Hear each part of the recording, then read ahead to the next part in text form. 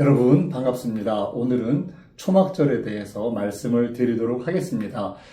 이스라엘 백성들은 400년간 종살이하던 애굽에서 나와서 약속의 땅으로 가는 과정에서 광야에서 장막을 쳤습니다. 그리고 하나님도 그들 가운데 장막을 치고 함께 거하셨습니다. 하나님은 지성소에 거하셨습니다. 하나님께서는 그때를 기념해서 야외로 나가서 이스라엘 백성들에게 8일 동안 초막절을 지키라고 명령을 하셨는데, 이 명절을 히브리 말로는 하스코트라고 부릅니다. 초막절은 수장절, 장막절이라고도 합니다. 초막절이라는 이유는 나뭇가지로 초막을 지었기 때문에 초막절이라고 부릅니다. 레위기 23장 40절, 너희가 아름다운 나무 실과와 종려 가지와 무성한 가지와 신의 버들을 취하여 너희 하나님 야훼 앞에서 7일 동안 즐거워할 것이라, 이렇게 기록하고 있습니다. 이스라엘 백성은 애굽을 나와서 광야 생활은 약속의 땅을 가는 나그네 과정이었습니다. 가을 풀잎처럼 한 해가 신속하게 지나가는 것을 보면서 그들은 인생도 순식간에 지나간다는 것을 배웠습니다. 시편 90편 5절에 보면 저희는 잠깐 자는 것 같으며 아침에 돋는 풀 같으니이다. 풀은 아침에 꽃이 피어 자라다가 저녁에는 뱀바되어 마르나이다. 이렇게 성경이 기록하고 있는데요.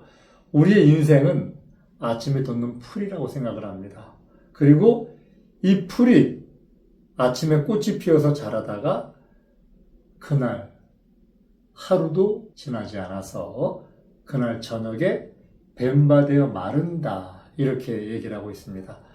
이스라엘 백성들이 초막절을 지키는 이유는 이 땅에서의 풀과 같은 우리의 삶을 돌이켜보며 이 땅에 소망을 두지 말고 하나님께 소망을 두고 잠시 머무는 광야길을 믿음으로, 하나님을 바라는, 새하늘과 새 땅을 바라는 믿음으로 이겨내라는 그런 성경의 가르침이라고 생각을 합니다. 장막절이라고 부르는 이유는요, 이스라엘 민족이 애굽에서 나와서 광야에 장막을 쳐서 하나님도 그들 안에 계셨기 때문에 이제 장막절이라고 부르죠. 또한 수장절이라는 이유는 한 해의 모든 농사를 마치고 추수한 것을 수장하는, 저장하는 그런 시기에 지키는 명절이라서 수장절이라고 부릅니다. 유대인의 7절기의 마지막인 수장절은 단순한 절기가 아닙니다. 하나님께서 구원의 완성과 추수의 마지막 단계를 보여주시는 절기입니다. 성도를 곡식으로 비유하면 초막절은 최종 수확, 저장, 그리고 함께 거함, 이런 의미를 담고 있습니다.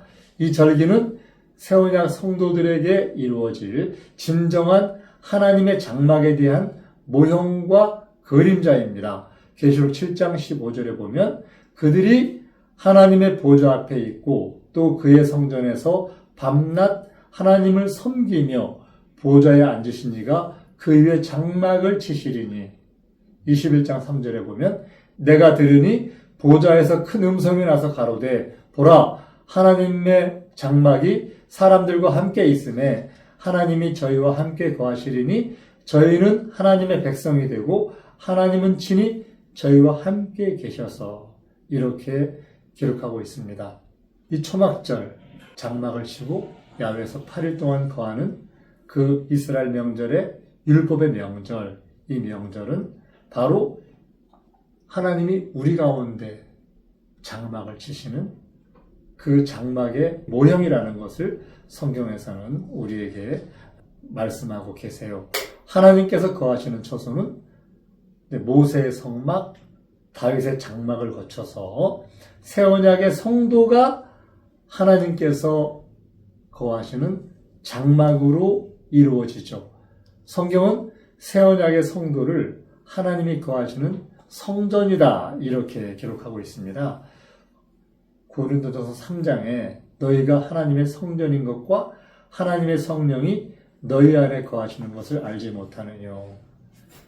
새 언약의 성도를 성전이라고 하는 것은 하나님께서 거하시는 장막이라서 거룩한 집 성전이라고 부르는 겁니다. 바로 이 일곱 명절의 이 초막절, 그들이 8일간 장막에 거했던 이러한 명절을 지키는 풍습은 지금 새언약 시대에 예수님께서 우리 안에 오셔서 아버지와 아들이 하나 되신 그분이 우리 안에 오셔서 우리를 성전 삼아서 성도들을 새언약의 온전한 하나님이 거하시는 장막으로 성경을 이루시는 과정의 모형으로 이제 장막절을 보여주신 것을 우리는 알 수가 있습니다. 이 땅의 마지막 명절인 장막절이 이루어지는 그날이 되면 천년왕국에서 하나님의 장막이 된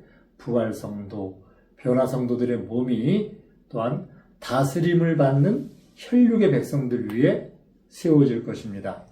이 약속을 바라본 아브라함은 부자임에도 불구하고 큰 집을 짓지 않고 이삭과 야곱으로 더불어 좁은 장막에서 계속 거했던 것을 알 수가 있습니다. 히브리서 11장 9절에 보면 믿음으로 저가 외방에 있는 것 같이 약속하신 땅에 우거하여 동일한 약속을 유업으로 함께 받은 이삭과 야곱으로 더불어 장막에 거하였으니 이는 하나님의 경영하시고 지으실 터가 있는 성을 바랐습니다.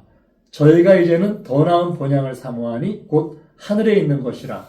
그러므로 하나님이 저희 하나님이라 일컬음을 받으심을 부끄러워 아니하시고 저희를 위하여 한 성을 예비하셨느니라. 믿음의 조상 아브라함이 장막에 거한 것, 그것은 이제 더 나은 장막을 하늘의 온전한 본향을 사모하는 마음으로 그들은 하나님이 예비하시는 한 성을 바라보면서 살았다는 것을 우리는 알 수가 있습니다.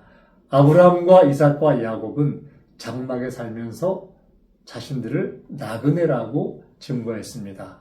그리고 그들은 하나님이 지으시고 경영하실 터가 있는 성을 바라보면서 이 땅에서의 긴 여행을 해왔습니다. 그러므로 하나님께서 그들과 그들의 자손 위에 친히 자신의 장막을 치시게 되죠. 이것이 하나님께서 모든 인생들의 부활 추수를 마치신 후 이루시는 장막절입니다. 그것은 그들의 몸을 신령한 산돌, 보석으로 바꾸셔서 하나님의 영원한 성전, 하나님의 거룩한 새 예루살렘 성으로 세우신다는 언약입니다. 유대인의 일곱 명절의 마지막 명절은 인류가 이 땅에서 맞이하는 마지막 명절이라는 그러한 놀랍고 큰 의미가 있습니다. 초막절의 의미 여러분 잘 아시죠? 모든 육체와 그 영광은 풀의 꽃과 같다는 의미. 초막절에는 나뭇가지와 풀로 집을 짓는데 초막절이라는 명칭은 인생은 육체가 풀과 같고 그 영광이 풀의 꽃과 같다는 것을 깨우치라고 초막절이라고 말씀하고 있는 겁니다. 첫사람 아담은 범죄한 후에 죄로 인해서 영광이 벗겨져서 수치스러운 몸으로 변했는데요. 그가 급하게 무화과 나무로 수치를 가렸습니다. 그러나 그 무화과 잎은 금세 시들고 말라서 다시 다른 것으로 몸을 가려야 되는, 바로 인생의 육체는 이런 무화과 나무의 풀과 같다는 것을 성경은 가르치고 있습니다. 이사야서 40장에 보면요, 말하는 자의 소리여 가로되 외치라. 대답하되 내가 무엇이라 외치리이까. 가로되 모든 육체는 풀이요 그 모든 아름다움은 들의 꽃 같다. 우리의 인생이 살아가는 게 우리의 모든 육체는 풀이고 아름다운 것은 들의 꽃 같다.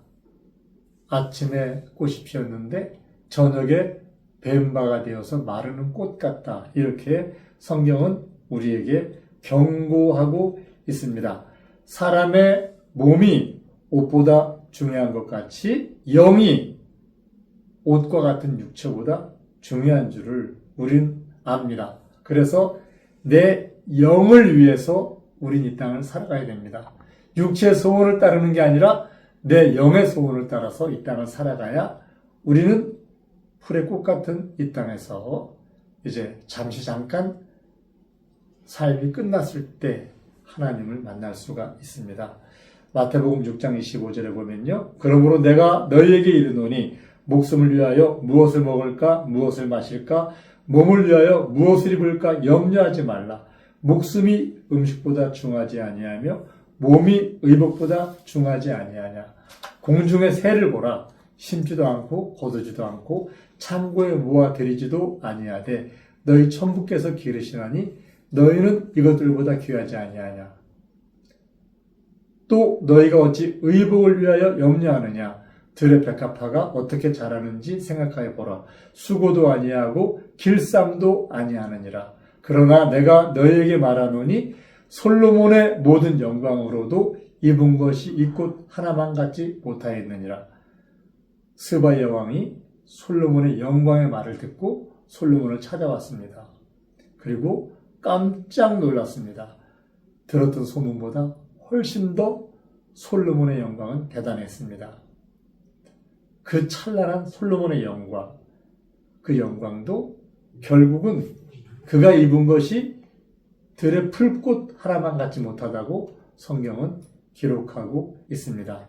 하나님께서 새 언약 성도들에게 주신 말씀, 죽은 영을 살리고 천사들보다 월등한 아들의 신분으로 거듭나게 하시고 썩을 장막을 하나님의 영광으로 바꿔주시는 이 새 언약의 초막절에 들어가는 성도들은 그야말로 솔로몬도 누리지 못했던 그 놀라운 하나님의 영광 안으로 들어가게 될 것입니다.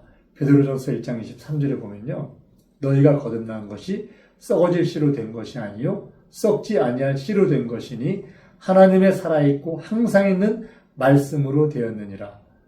그러므로 모든 육체는 풀과 같고 그 모든 영광이 풀의 꽃과 같으니 풀은 마르고 꽃은 떨어지되 오직 주의 말씀은 세세토록 있도다 하였으니 너희에게 전한 복음이 곧 이 말씀이니라. 이렇게 기록하고 있어요. 이 말씀 여러분의 삶 속에 이 땅을 살아가는 여러분의 믿음 안에 깊이 뿌리 내렸으면 좋겠습니다. 우리가 이 땅을 살아가는 과정, 우리의 육체의 삶은 풀과 같고 육체의 영광들은 풀의 꽃과 같으니 우리는 세세토록 있는 이 복음을 따라서 썩지 아니할 씨로 항상 살아있는 말씀으로 우리를 단장할 때 하나님의 영광 안에 들어갈 수가 있을 줄로 압니다. 우리 예수님은 아담의 모형으로 이 땅에 오셨죠. 로마서 5장 14절에 아담은 오실 자의 표상이라고 기록하고 있습니다. 이제 예수님은 이 땅에 오셔서 풀과 꽃 같은 인생의 짧은 시간을 보내시고 하나님의 영광 안에 들어가셨습니다. 우리 모두 우리의 삶 속에 하나님의 초막절이 실질적으로 실체이신 예수님과 함께 이루어져서 풀의 꽃에 하루만 있다 없어지는 영광이 아닌 세세토록 영원 무궁한 하나님과 함께 거하는 그 은혜의 자리, 영광의 자리에 들어가시기를 예수님의 이름으로 부탁을 드립니다. 감사합니다. 성경대로